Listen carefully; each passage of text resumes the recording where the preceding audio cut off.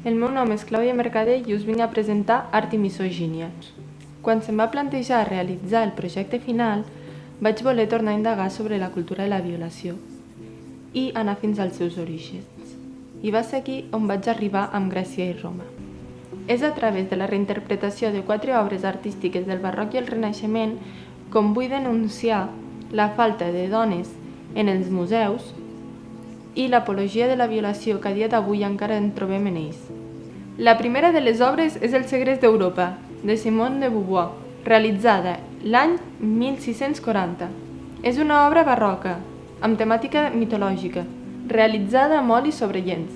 Actualment la podem trobar al Museu Thyssen-Bornemisza, de Madrid.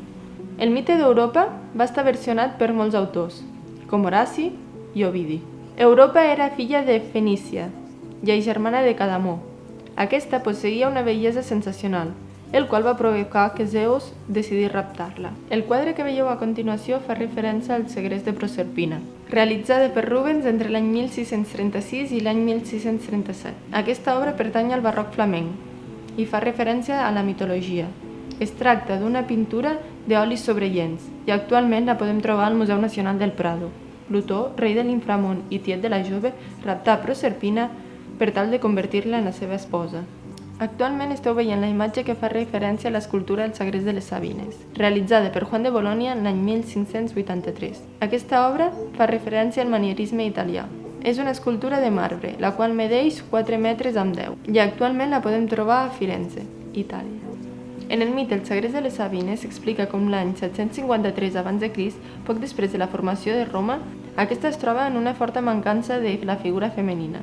Quan el rei Ròmul es va adonar d'aquesta problemàtica, va convidar els seus veïns a la celebració d'uns jocs esportius en honor al déu Neptú. Durant la celebració, els amfitrions acorralaren els sabins i segrestaven a les seves esposes. Aquest fet va promulgar la guerra entre ambos bandos, i a través de la violació fou com aconseguiren el matrimoni amb elles. Per finalitzar el projecte i, per tant, l'última obra, trobem a la reinterpretació de Susanna i els vells. És un quadre pintat per Artemisia Gentileschi l'any 1610. Aquesta està pintada amb oli sobre llenç. Susanna era l'esposa de Joaquim, un home ric i poderós de Babilònia, i filla de Lecias. La seva devoció per Déu era inaudita. Aquell mateix any van ser anomenats 2 jutges. Els dos sentien amor per Susanna i la necessitat d'unir-se a ella. Seguidament, els 2 jutges inculparen a Susanna d'adulteri i aquesta fou condemnada a mort.